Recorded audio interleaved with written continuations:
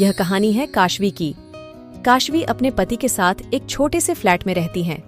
उसका पति हितेश है, जो कि शिक्षा मंत्री के लिए क्लर्क के रूप में काम करता है। काशवी एक बहुत ही सुंदर युवती है। उसकी शादी एक छोटे से परिवार में हुई थी।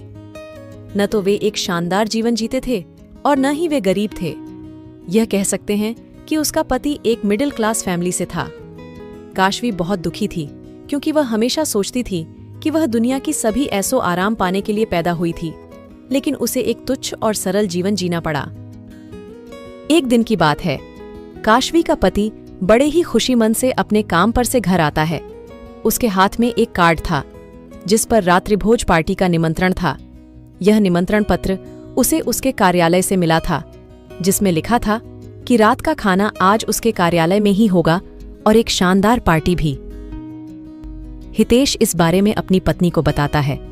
ये सुनकर उसकी पत्नी बहुत ही खुश होती है, लेकिन फिर वह कहती है, हमें इस पार्टी के लिए जाना चाहिए, पर मेरे पास उस पार्टी में पहनने के लिए कोई नई साड़ी और ज्वेलरी नहीं है।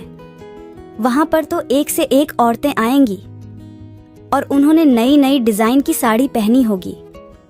मेरे पास तो पार्टी में पहनने के लिए कुछ भी नहीं है। शायद मैं उस पार्टी में नहीं जा पाऊंगी। काश मेरे पास कोई सुंदर सी साड़ी होती, जिसे मैं उस पार्टी में पहन कर जा सकती। हितेश काशवी से बहुत प्यार करता था। काशवी का उदास चेहरा देखकर हितेश का भी चेहरा मुरझा जाता है। फिर वह मन ही मन में सोचता है, मैं काशवी की मदद कैसे करूं? काशवी के पास तो पार्टी में पहनने के लिए कोई ढंग की साड़ी नहीं है, लेकिन अच्छी साड़ी लेने के लिए तो काफी अच्छे पैसे लग जाएंगे, और इतने पैसे तो मेरे पास नहीं हैं। मैं काशवी को ऐसे उदास नहीं देख सकता। मुझे कुछ ना कुछ तो करना ही होगा। तभी हितेश का ध्यान अपने उन पैसों पर जाता है जिसे उसने अपने लिए बाइक खरीदने के लिए जमा किए थे। क्योंकि हितेश को अपने घर से कार्यालय तक पैदल ही जाना पड़ता था, उसके पास कोई बाइक नहीं थी। इसलिए उसने पैसे जोड़ जोड़ कर बाइक खरीदने की सोची थी। लेकिन अपनी पत्नी का उदास चेहरा देखकर उसने काशवी से कहा, तुम चिंता मत करो, मैं तुम्हें नई साड़ी जरूर दिलाऊंगा। मैंने कुछ पैसे जमा किए हैं, वह आज तुम्हारे काम आ जाएंगे। हितेश काशवी को एक कपड़े की दुकान पर लेकर जाता है। उस दुकान में बहुत सुंदर सुंदर कपड़े थे। काशवी वहां से बहुत ही सुंदर साड़ी पसंद करती है, जो लगभग 20,000 की थी। हितेश के पास सिर्फ 30,000 रुपए ही थे। वह 20,000 की साड़ी काशवी के लिए खरीद देता है। इसके बाद वह जूतों की दुकान पर जाती है और वहां पर एक बहुत ही महंगा जूता पसंद करती है, जिसकी कीमत 10,000 थी। हितेश काशवी को मना नहीं कर पाया। उसने सोचा, अगर वह उसे जूते के लिए मना कर देगा तो वह निराश हो जाएगी। इसलिए हितेश ने उसे जूते दिला दिए। इसके बाद काशवी हितेश से ज्वेलरी की मांग करती है, लेकिन हितेश के पास बिल्कुल भी पैसे नहीं बचे थे। उसने काशवी से कहा, अब मेरे पास और पैसे नहीं हैं। मेरे पास बस इतनी ही सेविंग थी। काशवी बिना कुछ कहे चुपचाप हितेश के साथ घर आ जाती है। घर आकर काशवी जूते और साड़ी को देखकर बहुत खुश थी और वह हितेश से कहती है, धन्यवाद हितेश जी, मैं आज बहुत खुश हूँ। इतनी सुंदर साड़ी आज से पहले मैंने कभी अपने जीवन में नहीं देखी थी, और ये जूते तो उससे भी सुंदर है। पर मेरे पास पार्टी में पहनने के लिए कोई भी ज्वेलरी नहीं है। तभी काशवी का ध्यान अपनी सहेली सीमा पर जाता है और वह हितेश से कहती है, लेकिन मेरी सहेली सीमा है ना, वही जो हमारी शादी में आई थी। उसके पास बहुत सारे ज्वेलरी के कलेक्शन हैं। जब वह हमारी शादी में आई थी ना, तो उसने बहुत ही सुंदर ज्वेलरी पहनी थी। क्यों ना मैं उससे कुछ दिन के लिए ज्वेलरी उधार मांग लूं। मेरी बचपन की सहेली है, तो शायद वह मुझे मना नहीं करेगी। हाँ, वह तुम्हारी सहेली है तो हो सकता है वह तुम्हें मना न करे और तुम्हें कुछ दिन के लिए ज्वेलरी उधार में दे दे। ऐसा सोचकर अगले दिन काशवी अपनी सहेली सीमा के घर जाती है और वह सीमा से उस नेकलेस की मांग करती है जो उसने काशवी की शादी में पहना था। सीमा काशवी को वह नेकलेस लाकर दे देती है। तुम वह नेकलेस ले सकती हो, पर हाँ, 1 हफ्ते बाद ही तुम्हें मुझे वह नेकलेस लौटाना होगा, क्योंकि 1 हफ्ते बाद मुझे भी एक पार्टी में जाना है, तो मुझे भी उस नेकलेस की जरूरत होगी। हाँ ठीक है, वह नेकलेस मैं तुम्हें 1 हफ्ते से पहले ही लौटा दूंगी। मुझे बस कुछ समय के लिए ही चाहिए। नेकलेस की चमक को देखते ही काशवी का मन उस नेकलेस पर आ जाता है और वह खुशी खुशी नेकलेस को लेकर अपने घर आ जाती है। वह नेकलेस को अपने गले में डालकर देखती है। उसके गले में वह नेकलेस बहुत ही सुंदर लग रहा था। वह अपने पति को दिखाती है। सुनिए जरा, बताइए ना, ये नेकलेस मेरे गले पर कैसा लग रहा है? यह तो बहुत ही सुंदर नेकलेस है। तुम इस नेकलेस में बहुत ही सुंदर लग रही हो।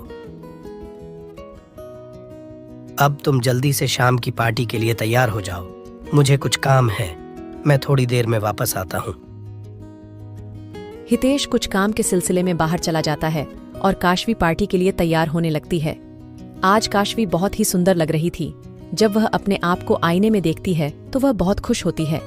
तू कितनी सुंदर लग रही है काशवी। आज तो ऐसा लग रहा है कि तेरे से सुंदर पार्टी में कोई नहीं दिखने वाला। आज तो पार्टी में मेरा जलवा होगा। थोड़ी देर में हितेश भी आ जाता है।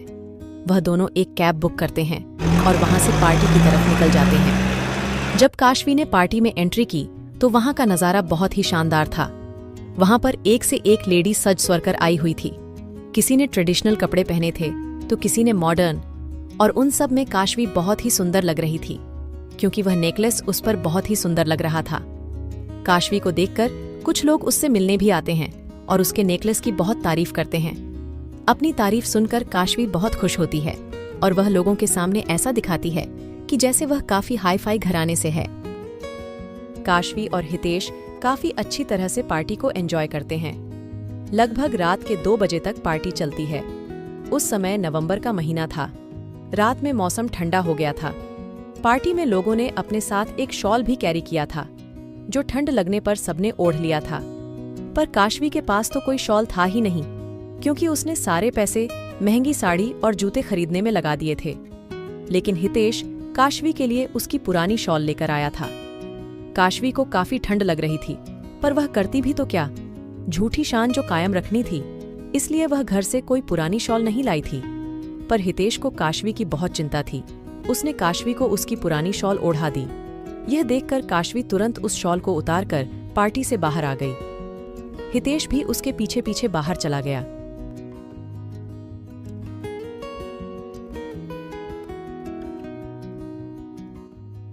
क्या हुआ काशवी, तुमने शॉल क्यों उतार दी? आपने देखा नहीं यह शॉल मेरी कितनी पुरानी लग रही है। अगर मैं अपनी इतनी नई चमकते साड़ी पर यह पुरानी शॉल डालूंगी तो वहां की लेडीज सोचेगी कि इसके पास एक भी नई शॉल नहीं है। वैसे भी अब काफी रात हो गई है, हमें घर चलना चाहिए। काशवी इतना कह ही रही थी कि उसकी नजर पास ही में एक झील पर जाती है और वह हितेश से उस झील के पास जाने की मांग करती है। दोनों उस झील के पास चले जाते हैं। वह दोनों उसे झील के पास घंटों बैठे रहते हैं। काश ये पल यही थम जाए और हमेशा के लिए मेरे साथ रहे। आज का दिन मेरे लिए काफी यादगार था। हितेश जी, उन लोगों की किस्मत कितनी अच्छी होगी ना, जिन लोगों को रोज रोज ऐसे आलीशान पार्टी में जाने को मिलता होगा और इतनी आलीशान जिंदगी जीने को मिलता होगा। काशवी, तुम ऐसा क्यों सोचती हो? हर किसी का अपना अपना नजरिया होता है। जरूरी नहीं कि जो आलीशान जिंदगी जीता है केवल वही खुश है।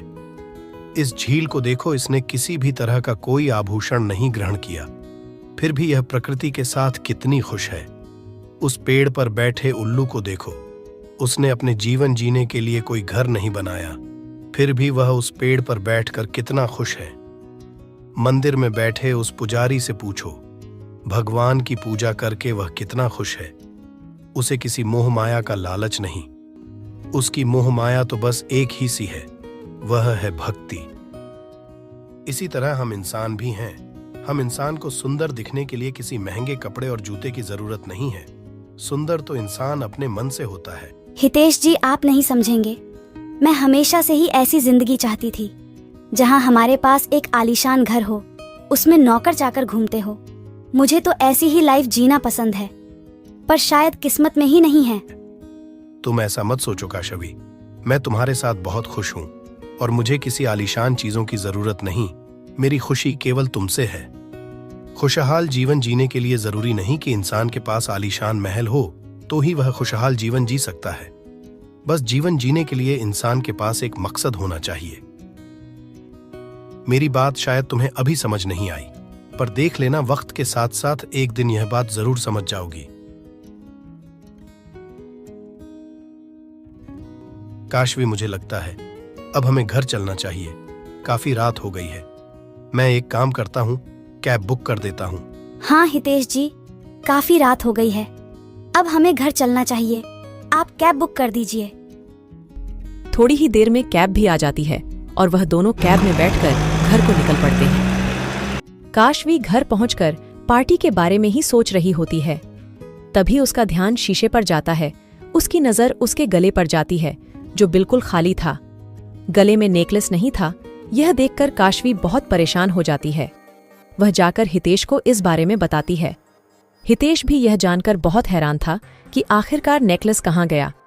दोनों मिलकर उसी जगह पर जाते हैं जहां उन दोनों में बैठकर काफी देर बातें की थीं, लेकिन वह नेकलेस उन्हें वहां पर भी नहीं मिलता। काशवी, हो सकता है शायद वह नेकलेस उस कैब में कहीं गिर गया हो। तुम एक काम करो, तुम यहाँ से सीधा घर जाओ, मैं उस कैब का पता लगाता हूँ। काशवी घर आ जाती है। हर जगह छानबीन करने के बाद भी हितेश को वो नेकलेस कहीं नहीं मिलता है और वह भी निराश मन से वापस घर आ जाता है। क्या हुआ हितेश जी, आपको नेकलेस कहीं मिला? मैंने हर जगह चेक किया, पर मुझे माफ करना, मैं तुम्हारा नेकलेस नहीं ढूंढ पाया। ऐसे ही 2-3 दिन गुजर जाते हैं। एक दिन काशवी घर का कुछ सामान लेने के लिए मार्केट की ओर निकल जाती है। तभी उसकी नज़र एक दुकान पर पड़ती है जहां पर वैसा ही हूबहू नेकलेस रखा था। काशवी उस नेकलेस की दुकान पर जाती है और उसका रेट पूछती हैं। उस नेकलेस की कीमत जानकर काशवी के होश उड़ जाते हैं। हे भगवान, 2 लाख रुपए, इतना महंगा? 2 लाख में तो कभी जिंदगी में इस नेकलेस को नहीं खरीद पाऊंगी। अब मैं क्या करूं? अगर मैंने सीमा को नेकलेस वापस नहीं किया तो मेरी बहुत बेइज्जती होगी और वह भी पता नहीं मुझे क्या क्या भला बुरा कहेगी। कहीं अगर उसने यह सोचा कि मैंने उसका नेकलेस छुपा लिया है और मैं उसे देना ही नहीं चाहती तो हे भगवान, अब मैं क्या करूं? काशवी घर जाकर हितेश को सब बताती है। हितेश जी, अब मैं क्या करूंगी? मैं सीमा को क्या मुंह दिखाऊंगी? अगर उसे पता चला कि मैंने उसका 2 लाख का नेकलेस गुम कर दिया है तो? हितेश जी, कहीं उसने मुझे 2 लाख रुपए की मांग की तो मैं कहां से लाऊंगी? काशवी की बातें सुनकर हितेश भी बहुत परेशान हो जाता है। ऐसे ही 1 हफ्ते बीत जाते हैं और एक दिन काशवी को सीमा का कॉल आता है। सीमा कॉल पर उस नेकलेस की मांग करती है। यह सुनकर काशवी बहुत परेशान हो जाती है और वह हितेश को बताती है। फिर दोनों काफी सोच विचार करते हैं और अंत में वह एक परिणाम पर पहुंचते हैं। हितेश ने जैसे तैसे करके रिश्तेदारों से उधार लेकर 1 लाख का इंतजाम किया। बाकी 1 लाख रुपए के लिए उन्हें अपना घर बेचना पड़ा। अब हितेश और काशवी के पास 2 लाख रुपए हो गए थे। वह 2 लाख रुपए को लेकर दोनों उसी ज्वेलरी शॉप पर जाते हैं और वहां से नेकलेस खरीद लेते हैं। काशवी ने कभी नहीं सोचा था कि उसे इस नेकलेस की इतनी बड़ी कीमत चुकानी पड़ेगी। काशवी उस नेकलेस को लेकर सीमा के घर पहुंचती हैं। काशवी, मैं तुम्हें बता नहीं सकती मैं कितना परेशान हो गई थी।